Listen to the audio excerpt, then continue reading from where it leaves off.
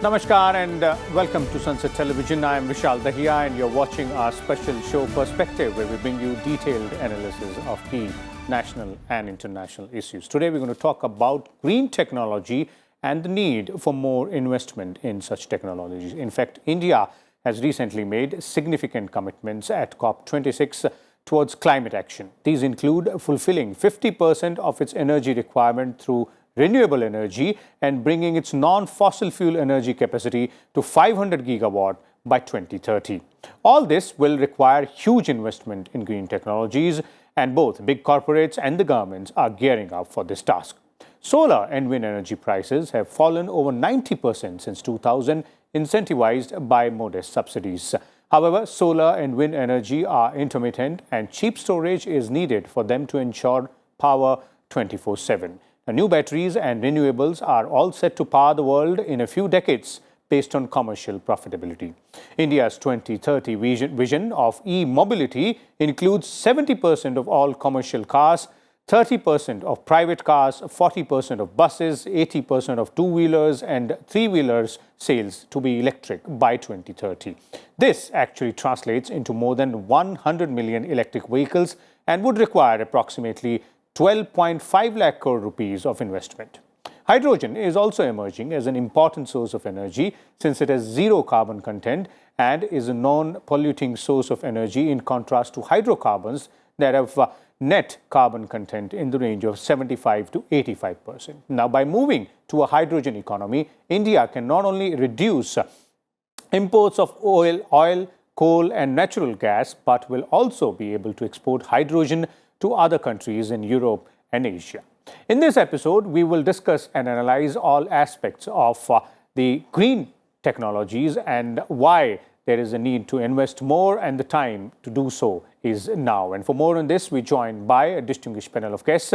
Let me first introduce them to you, beginning with, we have with us Mr. Upendra Tripathi. He is a former and founding Director General of International Solar Alliance. We also have with us Professor K.A. Subramanian from the Department of Energy, Science and Engineering at IIT Delhi. And Mr. Guru Inder Mohan Singh is also joining us. He is the Director and CEO of M+.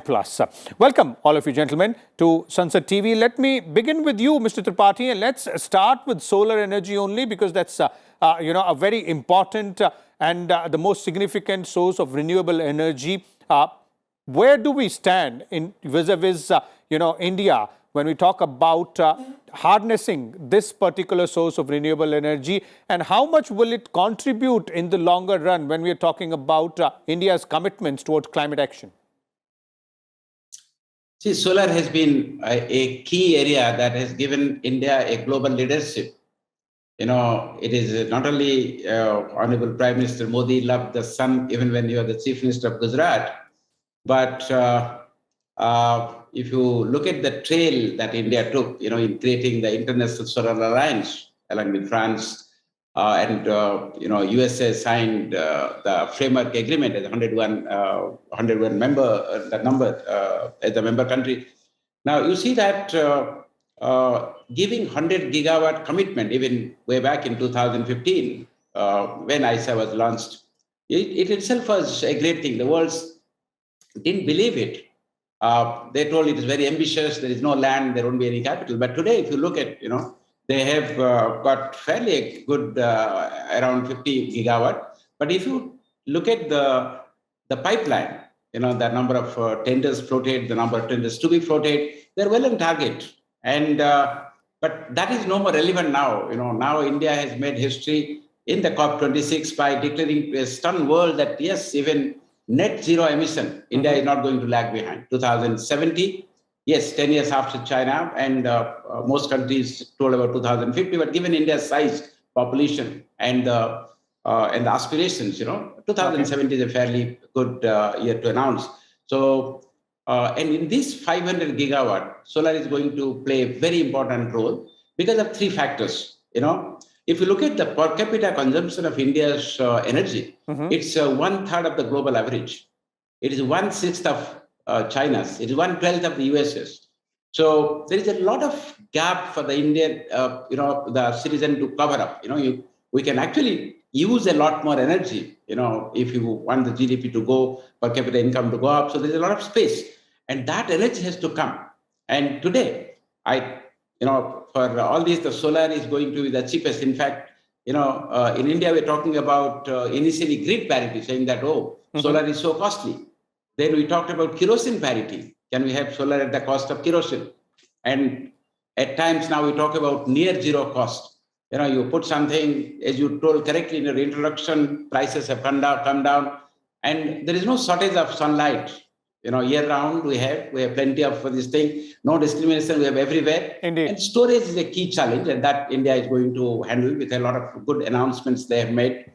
So essentially, the point is solar is a driving force in India's energy basket, in the energy calculations, projections. Okay. So India's recent commitment about making railway net zero by 2030 or the country by 2070, solar is going to play a very important role. Indeed. Not only because the cost is now one of the lowest, but because the employment potential it has, the potential to come up in various areas in a distributed way. If you look at the sun, it can go into agriculture, it can go into health, it can Definitely. go into There are several avenues there, Mr. Tripathi. You're right. The solar energy has a lot of avenues when we're talking about its use and the way we need to go ahead and adopt this renewable source of energy. But there are some other aspects also. I'll come back to you, Mr. Tripathi, but let me first bring in Mr. Singh here, Mr. Guru Indamohan Singh, from the industry perspective, if we have to look at it. Two things, Mr. Singh.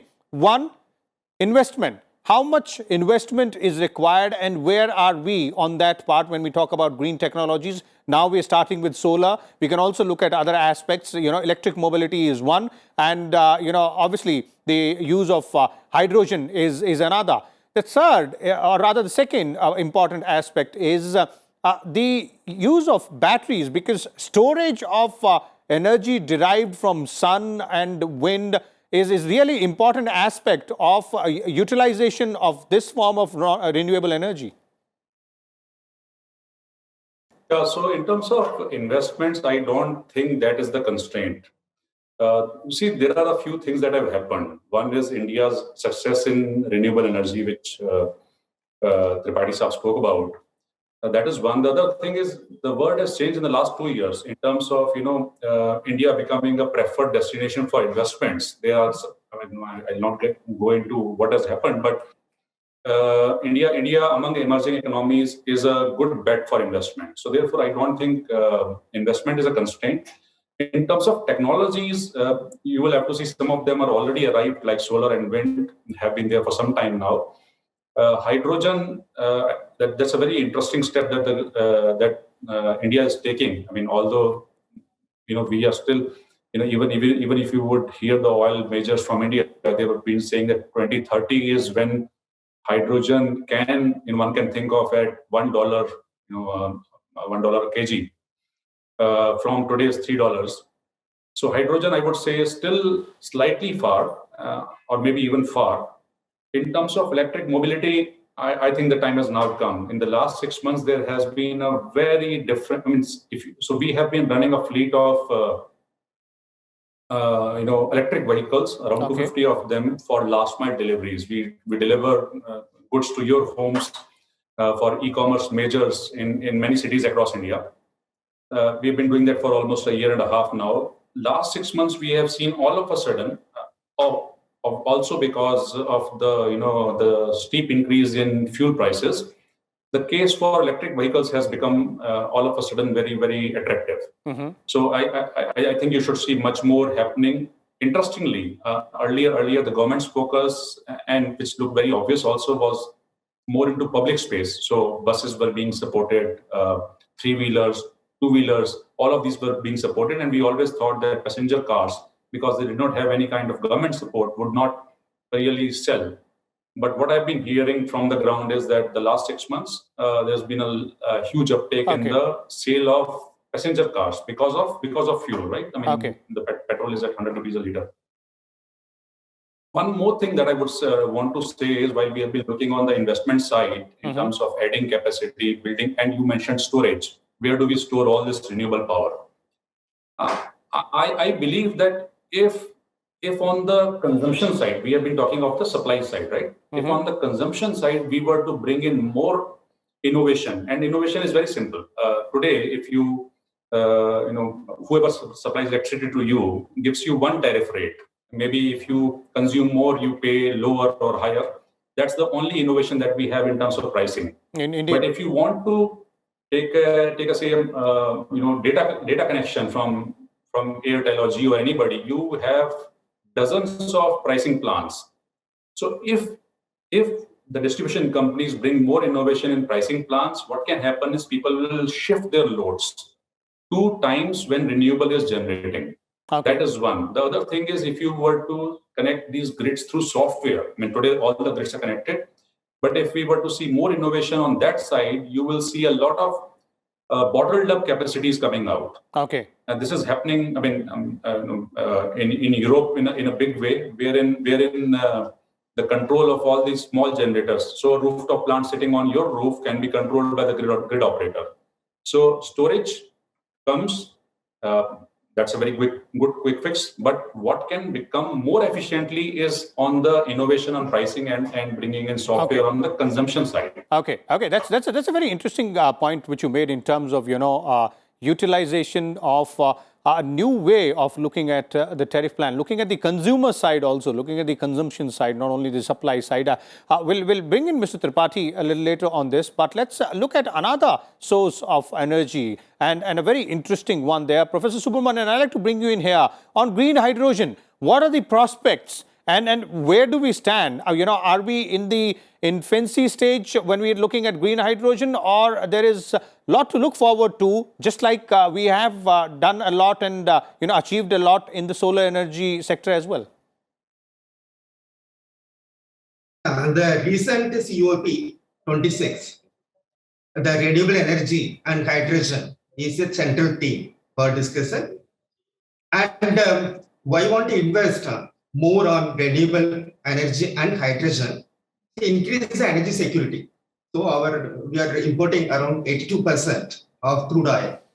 So energy security. Another one is energy equity, affordable and abundant. Then it will reach many of the people. Energy equity and sustainable environment. The air pollution, global warming and drought, flood, all we are experiencing now. Okay. So this is important for renewable energy. If you talk renewable energy, hydrogen is the integral part. Unlike conventional, take coal-based power plant or natural gas power plant, no need of energy storage because the system will adjust depends on your demand. But in case of renewable, especially solar, only available in daytime. The nighttime, not available. So renewable case, even wind is not always supplying the constant or desired electricity. So we have to store renewable energy. Two way, one is battery, another one is hydrogen. So renewable energy and hydrogen are both an integral part. Okay. Battery is a small capacity in terms of kilowatt, and the gigawatt level, the hydrogen. And also whenever demand is low or surplus electricity is available, let us say nighttime. Okay. Lot of electricity available, no demand. In this case, automatically convert electricity into hydrogen through electrolyzer. So electrolyzer technology, if you give electricity input and water, now you can produce hydrogen and store. Hydrogen not only using for automotive purpose, and also ammonia industry, fertilizer, and refineries, and in the application rocket fuel, it's many application hydrogen. So that is now, so you're asking where you're standing at. Indeed. Now, the utilization side, hydrogen in IC engines almost matured, it's a TRL 9, and fuel cell, almost prototype pilot scale is available. And the hydrogen production, the electrolyzer technology, especially high temperature electrolyzer, solid axle electrolyzer, almost is coming the viable. So the technologies are now available at least pilot scale aspects. Okay. So then the hydrogen now electrolyzer part, if you strengthen further, Okay. hydrogen will be available. The challenges will be storage. Hydrogen, how to store. Different ways are there. One is gaseous hydrogen, liquid, and hydride. But at least gaseous hydrogen almost mature. You can store. In the vehicle point of view, the technology is available now. Either IC engine or fuel cell, even gas turbine. Also, now work is going on for stationary power generation. Storage also, we are having solution now. And of course, a lot of innovation, a lot of further improvement is going on energy storage. Okay. And the production is technology is mature, electrolyzer. Okay. Green hydrogen main, electrolyzer is on viable technology. And the challenges will be the high cost of hydrogen, because electricity almost 50 unit power is needed per kg of hydrogen. Okay. Professor Subramanian, those are interesting points. Let me take that to Mr. Singh here. Mr. Singh, as Professor Subramanian is pointing out, the usage of green hydrogen there. You were earlier talking about electric mobility, electric vehicles as well. Obviously, that seemingly is the need of the hour, and given the plan, the 2030 plan, there will be almost 100 million electric vehicles if we go according to that plan. Therein, green hydrogen seemingly might play an important role. Yeah, you're right. So look, typically we think that electric vehicles are for intra-city transportation, and for intercity or long haul, you would use hydrogen because of the absence of charging infra. That's the thinking. Having said that, picking from what Professor Subramanian was saying, so there are three parts. There is generation of hydrogen, there is storage of hydrogen, and there is transportation of hydrogen. Now, this last piece, which is transportation, is the tricky part. I mean, there's science behind it, because it's a very light gas. So you have to compress it and store it. So that needs to be seen whether India can migrate to the long haul vehicles like trucks or long haul buses to hydrogen. Okay. That's obviously going to be really important, and all eyes will be there, as Professor Subramanian is also pointing out, some being worked about as to how green hydrogen can be used in a much safer way and for the larger benefit as well. Mr. Tripathi, coming back to you, on these two aspects, as Mr. Singh earlier pointed out, trying to find new and unique ways to ensure that renewable energy sources can be used fully up to their potential, that capacity can be utilized, they're commercially viable as well, and investment is obviously required, but not beyond a particular point. So therein this suggestion coming in from Mr. Singh, how would you respond to that? That looking at it from a consumer's point of view, not only the supply chain, but also the consumption part. I react to that investment point. In fact, if you have the global figures, I think 2019 I can put. China, for example, had $83 billion of investment in the clean energy sector. US had 55 billion. Japan had third in the world, 16.5 billion. And India had 9.3. So now that our target has gone up, from 100 gigawatt of solar, 175 total to say 500 gigawatt, we do need a lot more money. And if you look at the Indian projects and you break down the cost of capital is, I think, the costly part, because the interest rates are high, the exchange rates, are not predictable. And so what I mean is that it is not merely India needs investment to come in, and that is why India wants climate finance, climate justice, that the $5,000 billion or $5 trillion, the global requirement to bring in investment into clean energy sector, that's a global figure. But India does say that we not only need technology access, but we also need a lot more capital into that. Indeed. Now so it is not merely how much money we need for 500 gigawatt, but at what cost that money comes. So we have to get capital. The industry to prosper, if you look at China, they built some four, huge banks, made capital available to the industry at a much cheaper rate. And so to have more industry to join, to have better, deployment of capital, to have reach those net zero figures, we need a lot more money and at a affordable and sustainable capital. And the consumer side, as renewable energy progresses and prices keep on falling, the consumers also expect that we get energy at a lesser rate. And that is where the issues, pointed out comes in the managerial cost, the management cost. Indeed. How to pass on this benefit to the consumers, that is a challenge. Okay. And the other point is, it is not only consumers of hydrogen or solar we are talking about. If you look at the net zero target of India in 1970, we have to not only tackle the CO2 sector, and we talk about green steel, green cement, greening the sector, but the global warming comes from not only CO2, which is responsible for around 55% of the global warming, but 45% comes from non-CO2 sector, which means it talks about methane, it talks about chlorofluorocarbons, it talks about SOx, sulfuric oxides, nitric oxides.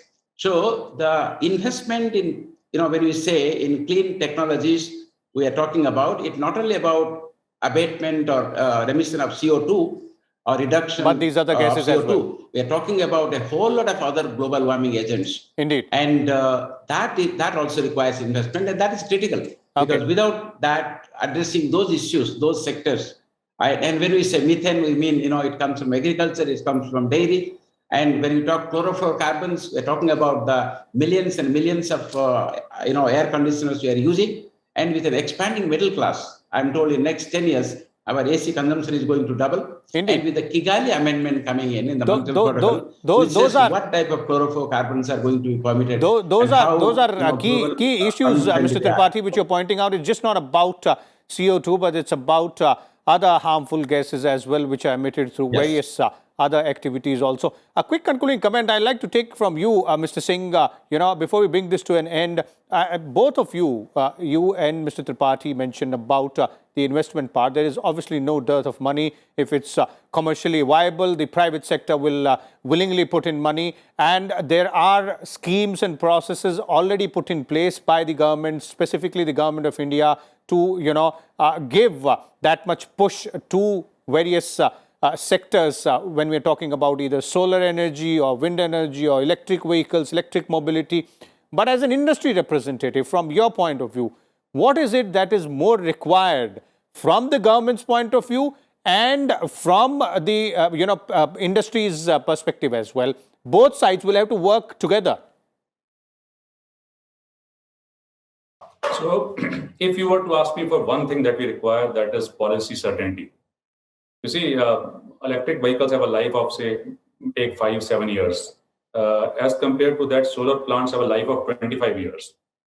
So anybody who's coming here, any investor would want to see certainty. So, and if you see solar, the entire investment goes into the capital expenditure, which is upfront.